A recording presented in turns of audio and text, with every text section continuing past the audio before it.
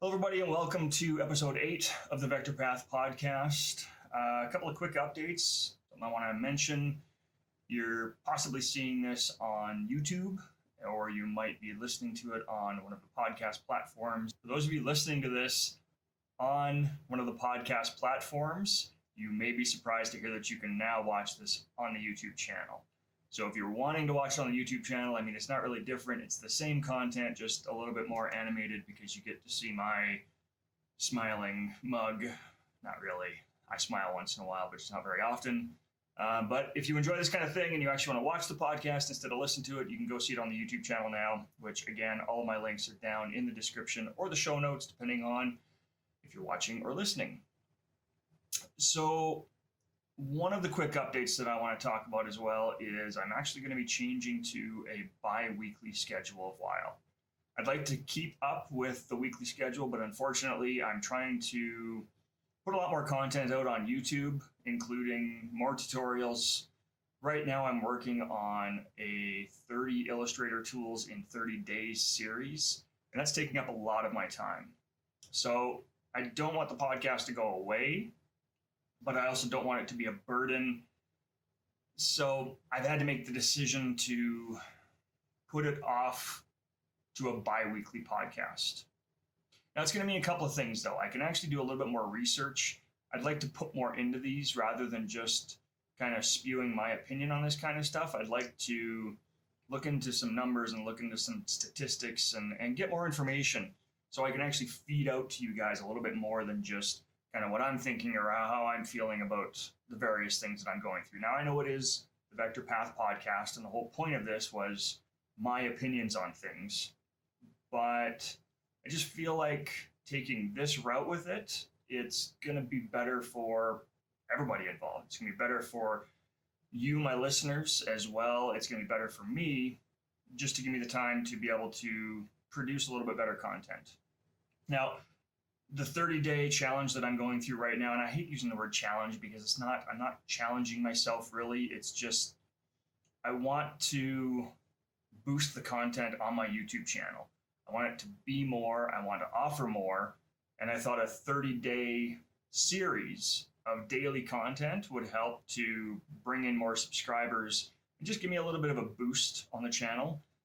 Coming up in the new year, I'm going to be producing a lot more content on YouTube that's going to be more than just these short little tool tutorials that I've been doing. It's going to include content on how to capture client leads, how to take a client from that initial email through the design, through the review process, all the way to print, and give you some options for where you go to print this stuff, or how to save files when you need to send them off to a printer. What's the best method for that? Different things like that. So, and I'm going to expand the tools as well. I mean, I've been pushing a lot of Illustrator lately, and that's actually what the 30-day process is my Illustrator tool set.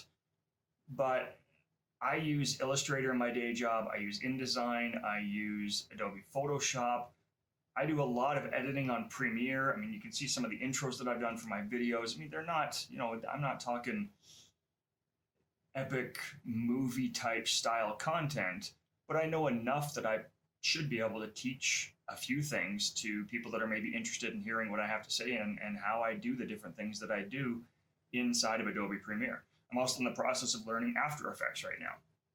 So I'd love to be able to share kind of that with you as well and give you some idea of how you can create, little intros for your videos if you're interested in being a YouTuber. So there's a lot of content coming. Long story really long. I'm going bi-weekly, and it's just going to help me do more and offer more. That might change once we hit into the new year. I don't know 100% yet. So we'll have to see. I might come back to weekly if things get a little bit better once the new year hits, and because in the new year I am going to weekly content on the YouTube channel. It's not going to be a daily thing anymore. So once I'm done with this, which should be on the 19th of December, should be my last daily sort of tool tutorial on YouTube. At that point, I'm then going to switch to weekly, possibly 2 videos a week, depending on what they are. Because I want to do some more stuff that's not just tutorials on how to use software. I also want to talk about sort of the design industry in general, trends, tips, all that kind of stuff. So for those of you that don't know me, if this is your first time tuning in, it might be a little weird hearing all of this stuff. My name is Mike Pickett. I'm a graphic and web designer with nearly 2 decades of experience. I took a 2-year break from design. It just, at the time, I wasn't enjoying it anymore. I was hating the process. I was hating everything that I had going on at the time. I had just closed my company down, and I moved into a different industry. I started making wooden pens, wooden rings, and selling them at local markets. I'm back. I actually sat down one day, started back in Illustrator, really loved what I was doing, decided to come back into design, but take a different path. So I don't do a lot of client work anymore. I'm still open to client work, but I push more and more sort of content and YouTube and podcasts and things like that. My art, you can find all my work on places like Redbubble, Creative Market, everything like that. So I'm back. I'm sharing my experiences of what I'm going through being back in the industry and what I'm learning again, coming at it from a different perspective. So for now, it's just me, but down the road, I do want to have guests on the show. I'm going to have vector artists coming on here and other designers to kind of share their experience as well. You can look forward to that in the new year. So I want to do kind of a 2-part talk for this episode. For those of you that have been following me on Instagram, you've maybe seen that my work has fallen off lately. I posted 3 posts. I think the last one went up about 2 weeks ago about the Chevy truck at the gas station. Nice piece. I'm happy with the quality of the work. I'm happy with kind of where I'm at with it. But I didn't enjoy about 90% of the process on that. I just didn't like it. It felt forced. It felt like I was designing it because I was being told that I had to design something different. I'm not going to say it was bad advice that I received, but it was advice that I should have considered on my own before making the decision to actually make the change to try a new style or a new technique and put the work out there. The piece is nice. I'm not saying I'm not happy with the piece. Again, I mean, it's not that it's a bad piece of work. I've talked about this in previous episodes. Even if it were a bad piece of work, I still would put it out there because I want you to see that it's not, it's not this, everything is always perfect. You're going to have pieces that aren't top notch. You're going to have pieces that aren't the best quality, but you still have to put the work out there. I shouldn't have taken the advice to heart the way that I did. Yes, I do need to improve on my style. Yes, I need to find sort of my own path with that, but that's exactly it. I need to find my own path with that. I need to pick the time where I'm kind of tired of the work that I'm doing and I decide to actually put out something different, right? So it needs to be my decision in my career or in my journey to be able to say, yeah, okay, you know what? The stuff that I'm doing, the stuff that I'm putting out there really isn't getting me anywhere. And that's the sad thing, is that I actually was. The whole thing behind this was I had paid for a promoted post. I mentioned this in a previous episode. I paid for a promoted post. It didn't get the recognition that I felt it should have, which again, I mean, that's just a ridiculous statement in itself. But I took the advice of a couple of designers that said, well, if you look at what's trending right now, the stuff that you're doing is a little bit too mainstream. Everybody's seen it. It's been out there for a couple of years already, and nobody really likes that stuff anymore. Which, to be flat out and honest about it, is total BS, because I still see other accounts that are posting the same style of work that I was doing and getting tens of thousands of likes on their stuff. It was just the wrong page that I posted on, is all that happened. My work is still being liked and being admired by other designers. So again, I let it get in my head. I let other people tell me that I needed to change in order for me to see bigger numbers, which again, I've said before, it really shouldn't be about the numbers. And I'm trying, I mean, I think we're all trying to not focus on, vanity metrics, like things like likes and followers. I mean, do they matter? Yes, to some extent they do, but it's not the end of the world if you put a post out and it only gets 30 likes. It only gets 5 likes. So I guess my whole point with this first part is that if you're taking advice, if you're actually getting opinions from other people, you still need to have to like what you're creating. And at the end of the day, you need to make the decision. So again, I'm not putting this on them. I made the decision to change my style and to try and learn something new, which is great. I tried it. I don't enjoy it. It's not a style that I think suits me or my work. And I can't see myself really continuing on making any other posts that way. But we'll see what happens. So, because I would like to get back to posting more content on Instagram. I missed the platform. I made some good friends on there. I've got some good designers that we talk back and forth. And the other thing, I left all of my pods on there. So I don't know if you guys know what a pod is, but it's kind of a collection. It's a collective. It's a group of like-minded designers that are looking to give more recognition to smaller designers that maybe don't have a huge following. I want to clear the air on this because I'm hoping that there isn't any animosity from the other designers out there that were in these pods when I left, because I didn't say anything when I left. I just kind of dropped out of them. It was twofold for me. Number one, I was getting busier. I was starting to pick up, had ideas about doing the podcast. I had ideas about getting my YouTube channel back up and running. So I knew that I wasn't going to be able to put in the time to make it fair, I guess is the best way I can put it. So these other designers are out there, they're putting out their work, they're doing daily stuff, and they're expecting me as part of this group to contribute to that, to like their posts, to go and comment, to share. And unfortunately, it was just getting to a point where I didn't have the time to do it. I work a full-time job during the day at my sign shop. Not my sign shop, I don't own it, just at the sign shop. Then I come home at night and I do Instagram, I do YouTube, I tweet throughout the day too, but that doesn't take up as much time. And then I work on YouTube. I'm also trying to get some Skillshare classes put out. So it wasn't a matter of me not wanting to be there anymore, not seeing a benefit from it.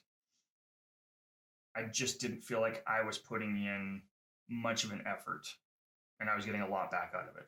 And so I didn't want it to be sort of that unfair, I don't want to say advantage because that's not what it is, but it just felt like I was getting more than I was giving, and I never want to be in that situation.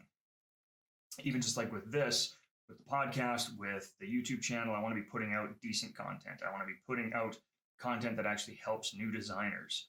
So again, the numbers are important, but they're not important for a reason of, I want to be a big YouTuber. They're important for the reason of, I think I have a lot to share with new designers, and I really want to get that information out there. Now, the other part of it is that a lot of the comments that I was getting, it just felt like they weren't insincere, but they were forced. They were a forced comment because the people that were putting them knew that as part of the pod, oh, I have to comment. I need to get out there and put a comment. Okay, Mike's got a new post. I have to comment on it. So I was getting like a thumbs up and a fire, which as a designer, I mean, it's great, but again, there's no feedback there, right? There's nothing. I mean, I'm wildly open to feedback on my work, not to change my style, but if there's something that I've done wrong or something that I could do better for the style of work that I'm doing, I'm more than open to listen to that. And I mean, and even the style part of it, if that's what your comment is, but I listened, I tried it. Now I'm going back to my old style again because it's where I'm happy. And I'm sure that'll evolve. But so again, sort of sum this up a little bit is just, if people are telling you things and giving you their opinion or their critique or their advice, there's nothing wrong with not taking it, but you need to at least try it out, I think.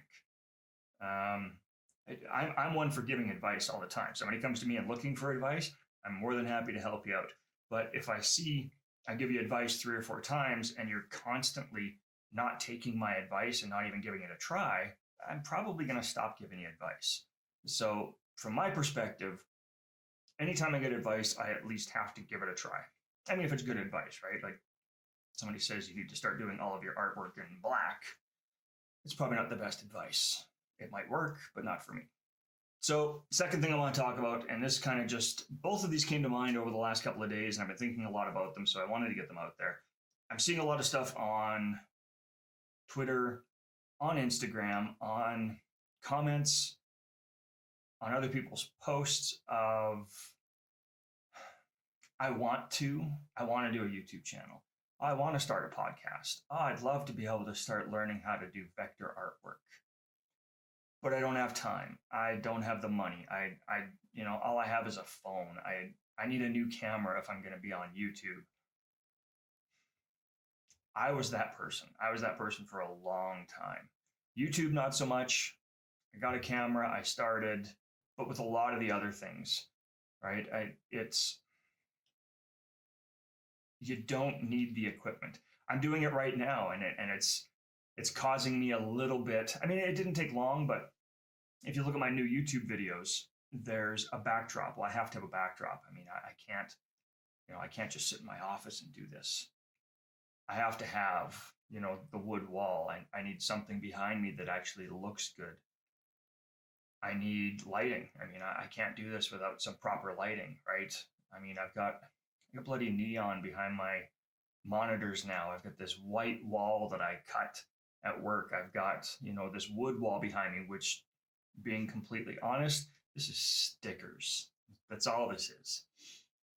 So for those of you that have seen the YouTube videos, it's not a wood wall.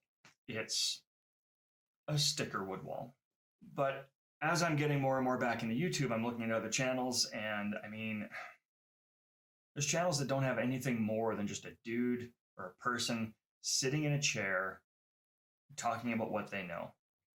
And it's not that these are small channels either. I mean, there's one channel that I was watching today.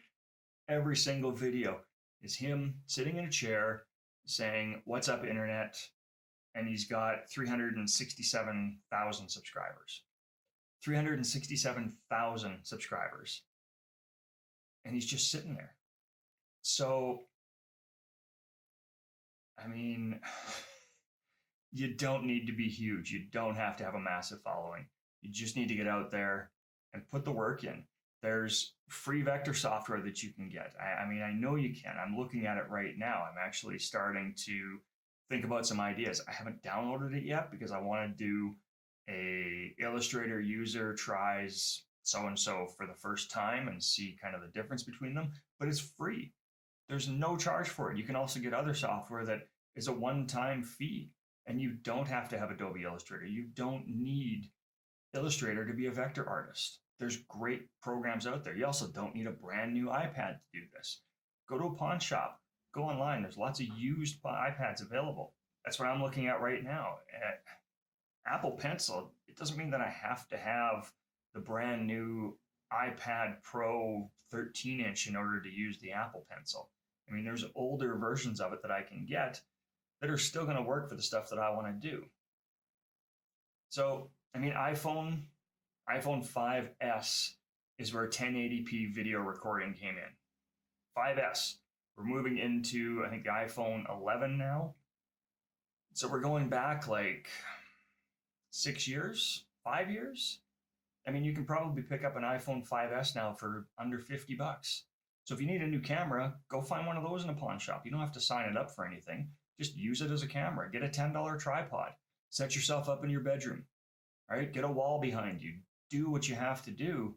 There's even, I mean, QuickTime. If you can get an older Mac, QuickTime has free video recording software. You don't have to download anything for that. So you can do everything on shoestring budget and do the things that you want to do. Start now.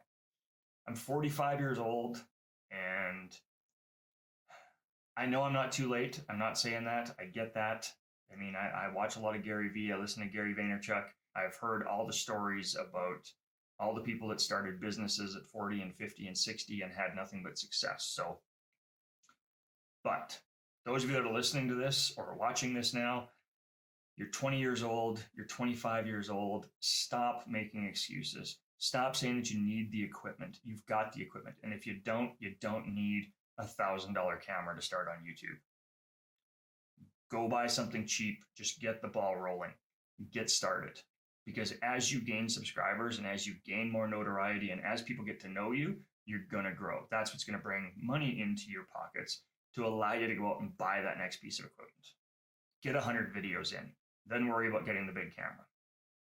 Okay, so that's it for this one, you guys. Now, real quick, I gotta plug this. I'm still looking for, I'm gonna say designers, okay? I keep saying I'm looking for vector artists. I know it is the Vector Path podcast, but I wanna open this up a little bit because I think a lot of the stuff that I'm talking about, even though it is my journey and I'm kind of working more vector than anything else, I want to open it up to more people. So if you're interested in being on the podcast, you're a designer, graphic designer, you work with Photoshop, Illustrator, InDesign, Infinity, or Affinity, I guess it is. See, that's what I mean. I don't even know the name of the software yet. I'm still learning it. But if you want to be on the podcast, shoot me an email, or if you've got comments on this, if you want to talk about this a little bit more. I do like reading out user emails or listener emails on the podcast. I did it a couple of weeks ago. Shoot me an email. Send me links to your portfolio, vectorpathpodcast@gmail.com. You can find me on Instagram, LinkedIn, YouTube, and Twitter. My link tree is in the show notes or in the description. Make sure to help me out by leaving a rating on Apple Podcasts if you are listening there. If you're watching this on YouTube, I'd love a thumbs up. Make sure you subscribe to the channel. Thank you for listening. You can support the podcast by sharing this on your social media accounts. Hashtag your posts with Vector Path Podcast. I have been searching. Nobody's done it yet. Possibly I'll have something for the first person that does it. A little sticker pack, something along those lines. So I hope you enjoyed this episode. I hope the video worked out. I know I forgot one thing. I'm recording on a phone here. I'm also recording on my camera. I got a decent mic on this, so I'm hoping that picked up, because this mic right now, I just realized about 5 minutes ago, is nothing but a prop at this point because I didn't start my Audition software. All right, you guys, thank you for watching. Thank you for listening, and get out there and create something. I will talk to you all in the next one.